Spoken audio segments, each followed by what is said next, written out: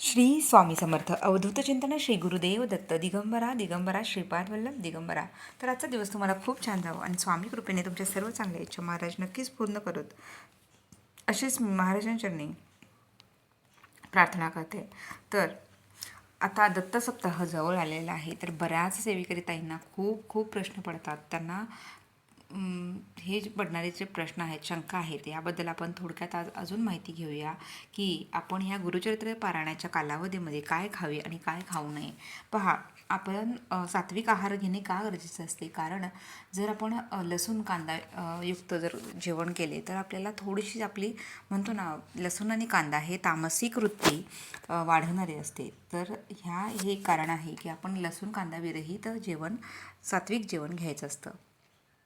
तर सरिता 24 स्वामी आणि स्वामी इच्छा या चॅनलवर तुम्ही पहिल्यांदा आला असाल तर नक्कीच सबस्क्राईब करा, जेणेकरून तुम्हाला नवीन नवीन व्हिडिओंचे नोटिफिकेशन नक्कीच मिळतील. तर बरेच यूट्यूबर असे सांगतात की मला सबस्क्रायबर जास्त वाढले तर काही फरक नाही पडत, पण त्यांचं ओव्हरऑल जे काही म्हणजे बऱ्याच कमेंट्सना रिप्लाय करत नाहीत, किंवा कोणी प्रश्न विचारले किंवा कोणी संकटात असेल तर त्यांना कोणी ईमेल केला किंवा फोन करायचा प्रयत्न केला तर ते काहीच रिस्पॉन्ड करत नाहीत.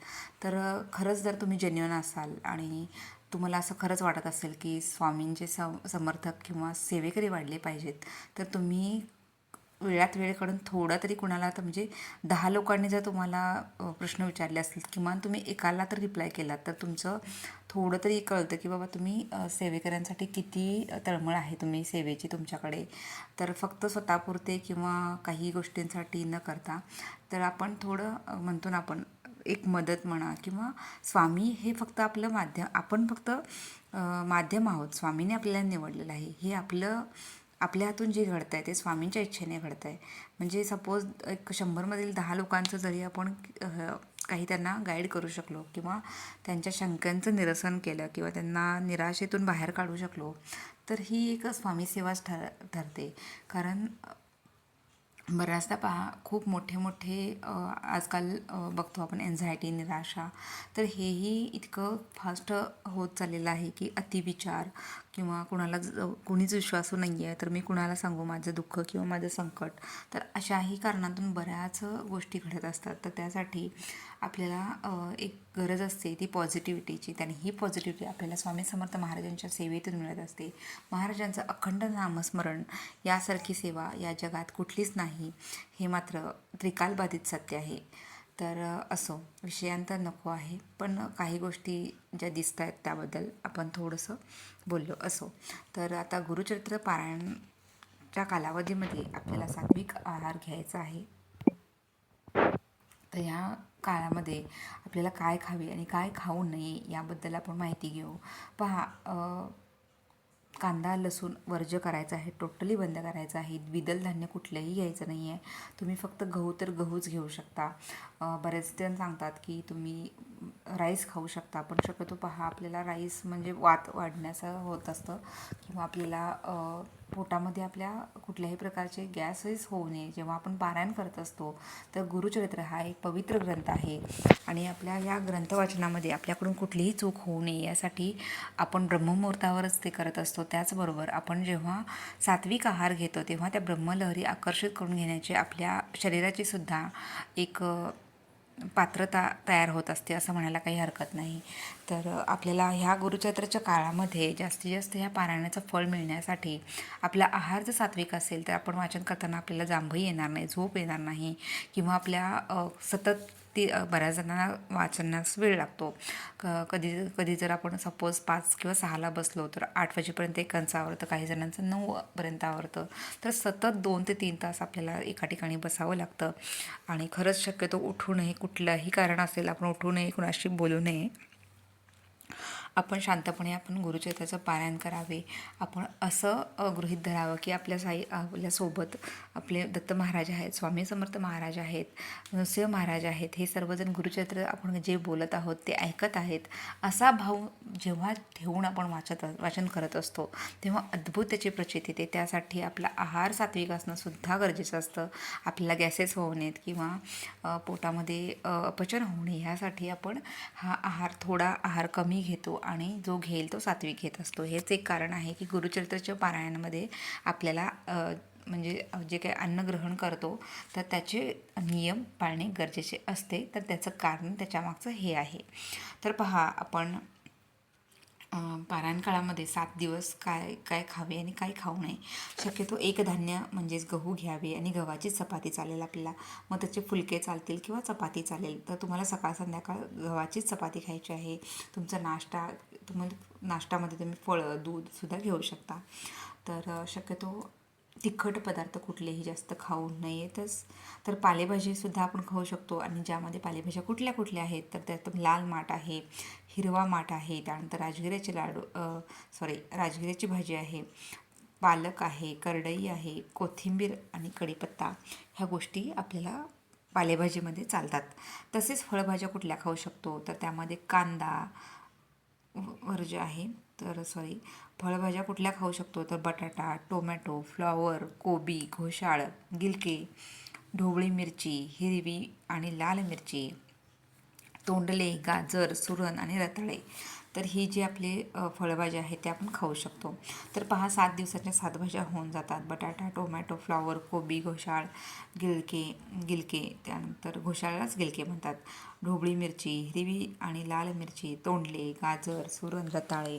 तर आरामात आपले हे कधी आपण जर आपल्याला काही भाजी खावायची नाही वाटली तर आपण तूप साखर, दूध साखरसुद्धा खाऊ शकतो.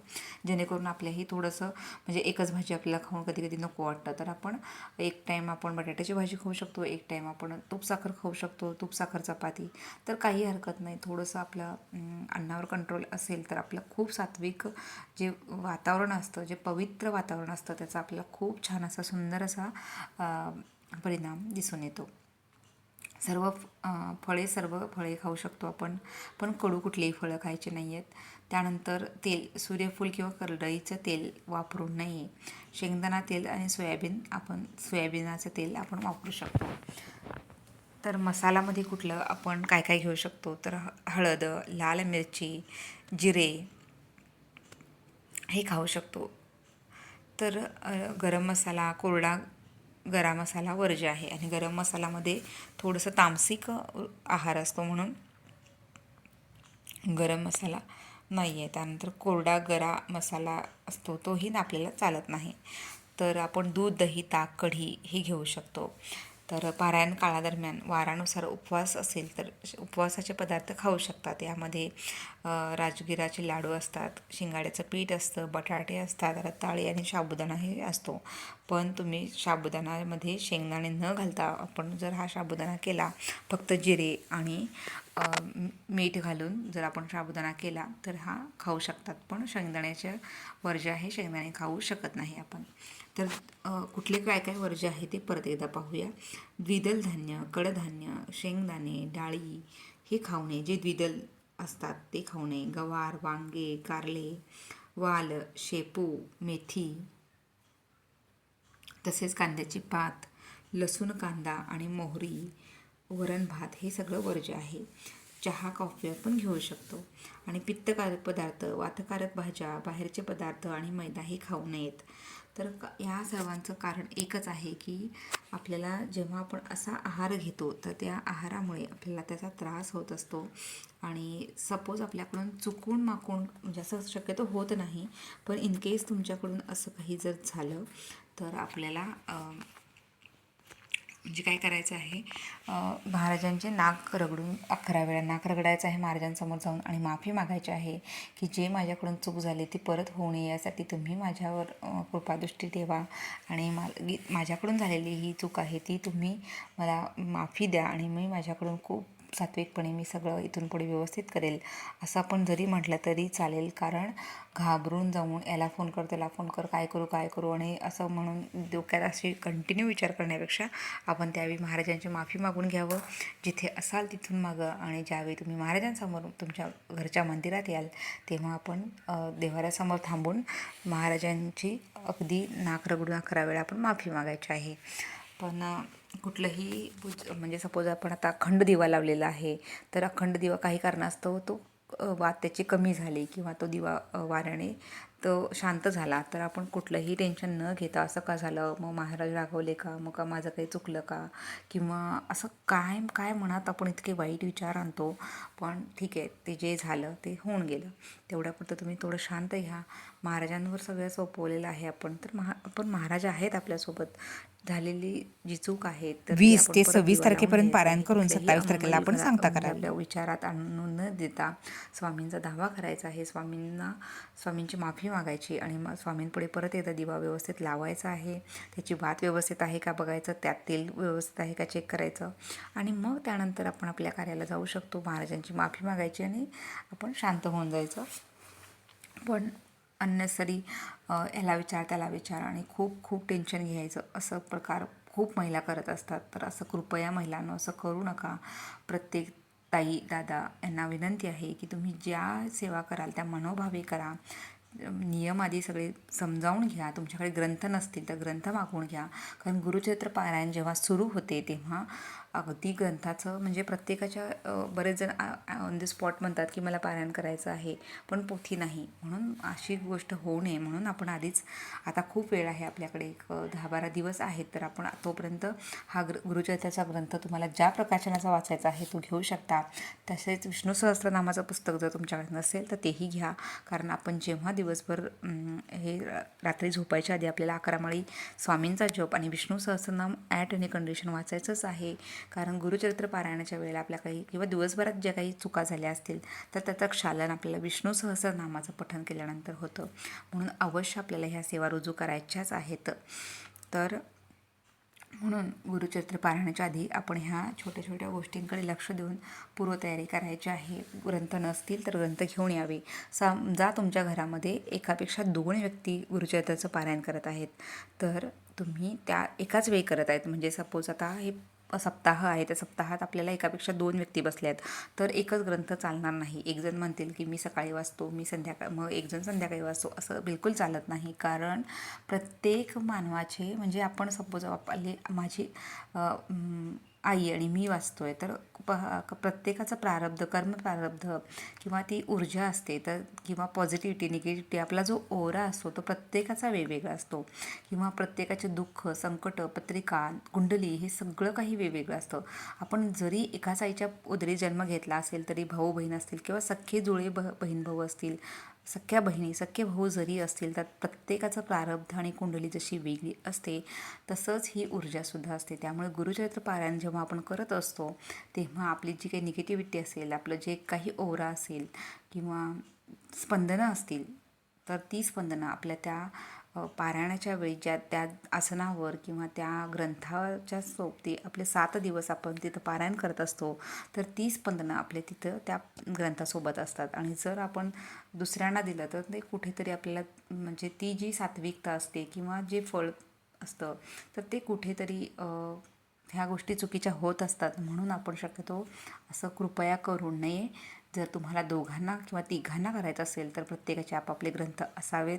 ह्या गोष्टीचं तुम्ही लक्षात घ्या. तुम्हाला ग्रंथ सगळ्यांना आणणं पॉसिबल नसेल तर तुम्ही एकाने गुरुचरित्राचं पारायण करा, एकाने श्रीपाद वल्लभचरित्राचे पारायण करू शकतो, काहींनी स्वामीचरित्र सारामृताचे तुम्ही 21 पाठ 11 पाठ करा, काही जण तारक मंत्राचा एकाने म्हणजे एकाच घरातल्या व्यक्तींनी ह्या वेगवेगळ्या सेवा केल्या तर हे खूप सुंदर अशी एक म्हणजे संपूर्ण जे काही सेवा आहेत तर त्या रुजू होतील. कारण कुठलीही सेवा ही कमी किंवा जास्त नसते. प्रत्येक सेवेचं महत्त्व असतं. आपण किती भाव ठेवून ह्या सेवा करत असतो ते खूप महत्त्वाचं असतं. तर एकच जण म्हणजे तुम्ही सपोज 1.25 लाख स्वामी समर्थांचं जपाचं तुम्ही जर अधिष्ठान केलं किंवा दिगंबरा श्रीपाद वल्लभ दिगंबरा ह्या मंत्राचा जप आपण करायचा एखाद्याने संकल्प घेतला तर आपल्या घरातील प्रत्येकाने ह्या सेवासुद्धा आपण ह्या गुरुचरित्र पारायणाच्या काळामध्ये रुजू करू शकतो. कारण सेवा ही अनमोल असते. कुठलीही सेवा करा, मनापासून करा, ती महाराजांपर्यंत पोचते. पण शंका धरून किंवा मी गुरुचरित्रच करणार, हेच करणार असं न म्हणता आपल्याला ज्या सेवा करता येतील त्या करू शकतो. किंवा तुम्हाला सगळ्यांना जर ग्रंथ 2-3 उपलब्ध होणार असतील किंवा तुमच्या घरामध्ये 2-3 जण एकाच वेळी बसणार असतील तर तेही तुम्ही करू शकता. शेवटी हा आपल्या इच्छेचा प्रश्न आहे. पण हे सुद्धा आपल्याकडे दुसरेही ऑप्शन्स आहेत किंवा दुसऱ्याही सेवा आहेत खूप महत्त्वाच्या असतात. त्याच्यामुळे आपल्याला ह्याचं महाराजांच्या सेवा आपल्याला ह्या काळामध्ये करता येतात. काहीजण असंही आहे की काही जणांच्याकडे म्हणजे म्हणतो ना आपण म्हणजे मांडणी, कारण ही मांडणी आपल्याला 7 दिवस हलवायची नसते. त्यामुळे जर तुम्ही जेवढे जण, काही जण सामूहिकसुद्धा करतात, तर सामूहिक गुरुचरित्राचं सुद्धा खूप महत्त्व आहे. या सेवेतून आपल्याला खूप अशा म्हणजे आता सपोज आपण एक 15 जण मिळून सामूहिक पारायण करतो एखाद्या मंदिरामध्ये, दत्त मंदिरामध्ये, स्वामींच्या मंदिरामध्ये, औदुंबर वृक्षाखाली सगळे मिळून पारायण जर करत असेल, तर त्या सामूहिक सेवेचं म्हणजे 15 जण मिळून करत असतील तर ते 15 जणांचं जे काही म्हणतो ना आपण, ती 15 पटीने ते गुरुचरित्राचं पारायणाची जे फलश्रुती असते ती आपल्याला मिळत असते. आणि जर आपण एकटंच वाचलो तर एकच फलश्रुती मिळते. पण 15 जण मिळून एकत्र जेव्हा सामूहिक पारायण आपण करत असतो तेव्हा 15 जणांचे जे फळ असतं तर ते आपल्या एकाला मिळत असतं, असं 15-15 लोकांना मिळत असतं. तर सामूहिक सेवेचं सुद्धा खूप महत्त्व आहे. तुम्हाला जसं जमेल तसं तुम्ही करू शकता. तर अजूनही काही शंका असतील नक्कीच मला कमेंट्स करून सांगा. आपण अजून त्याच्यावर आपण बोलूया किंवा माहिती घेऊन तुमच्यापर्यंत पोहोचवण्याचा प्रयत्न करूया, जर मला इन केस माहीत नसेल तर ह्या गुरुचरित्र पारायण आणि ह्याबद्दल काही तुम्हाला शंका असतील नक्कीच आत्तापासून तुम्ही शंकांचं निरसन करा. महिलांनी मासिक धर्म तुमचा जर असेल तर तो चेक करा. मासिक धर्मामध्ये कृपया पारायणला बसू नका, कारण त्याच्यामुळे आपला ग्रंथ अर्धवट राहतो, त्याची फलश्रुती मिळत नाही. आणि तुम्ही सपोज इन केस इमर्जन्सीमध्ये चुकून काही असं झालं की आपलं काही 15 दिवस डेट नाही आणि आपण पारायणला बसलो आहे आणि अचानक मासिक धर्म दुसऱ्या तिसऱ्या दिवशी आला, तर घरातील कोणीतरी व्यक्ती अशी असावी की जी आपलं ते पारायण कंप्लीट करेल. पण पारायण अर्धवट सोडायचं नाही. 7 दिवसात ते पूर्ण करून घ्यायचं आहे. सुतक असेल, म्हणजे वृद्धी असेल किंवा हे असेल म्हणजे कोणी गेलं असेल तर तरीसुद्धा तुम्हाला हे पारायण संपवायचंच आहे दुसऱ्यांकडून. समजा तुम्हाला सुतक असेल तर तुम्ही कडून तुम्ही हे पारायण कंप्लीट करून घ्या. तुमचे शेजारी, तुमचे मैत्रीण, तुमचे कोणी नातेवाईक कोणी असेल बाहेरचे ज्यांना सुतक नाही आहे, तर अशा लोकांकडून आपण हे पारायण कंप्लीट करून घ्यायचं आहे. आणि तुम्ही जर तुमच्या घरात पारायण तुम्ही करत नाही पण दुसरे कोणी करतायत आणि तुम्हाला मासिक धर्म आहे, दुसरे कोणी करतायत, तर त्यावेळी आपण तिथे पारायणाच्या पोथी जिथं असेल किंवा ती जी खोली असेल त्या खोलीत शक्यतो आपण जाऊ नये आणि घरात सगळीकडे पवित्रता राहण्यासाठी वारंवार गोमूत्र शिंपडायचं आहे. तर ह्या खूप साध्या साध्या गोष्टी आहेत पण महत्त्वाच्याच असतात. महाराजांचं अधिष्ठान आपल्या त्यावेळी घरी असतं आणि साक्षात दत्त महाराज जेव्हा जिथे जिथे गुरुचरित्राचं पारायण आहे तिथे म्हणजे सात्विक रूपात कुठेच आपल्या घरामध्ये असतातच असतात. असा खूप जणांचा सुंदर अनुभव आहे. आपल्याला मध्येच सुगंधित वास येणे, केवड्याचा अत्तराचा वास येणे किंवा इतका सुगंध दरवळत असतो किंवा असं छान छान अनुभूती आपल्या ह्या सर्व स्वामी भक्तांना येत असते. तर सांगतानाही मला इतका आनंद होतो आहे की मी जेव्हा गुरुचरित्राचं पारायण करते आहे तर स्वामी कृपेने ह्या दत्त जयंतीत आपल्या सर्वांचं पारायण खूप सुंदर हो आणि तुम्हाला महाराजांची जास्तीत जास्त छानशी सेवा करायला मिळावी अशीच मी प्रार्थना करते. तर झालेली सर्व सेवा स्वामींच्या चरणी, गुरुदत्तांच्या चरणी अर्पण करून मी आपली रजा घेते. परत एकदा भेटू अशाच सुंदर व्लॉगसह. तोपर्यंत सर्वांना श्री स्वामी समर्थ. अवधूत चिंतन श्री गुरुदेव दत्त. दिगंबरा दिगंबरा श्रीपादवल्लभ दिगंबरा. श्रीपादराजं शरणं प्रपद्ये.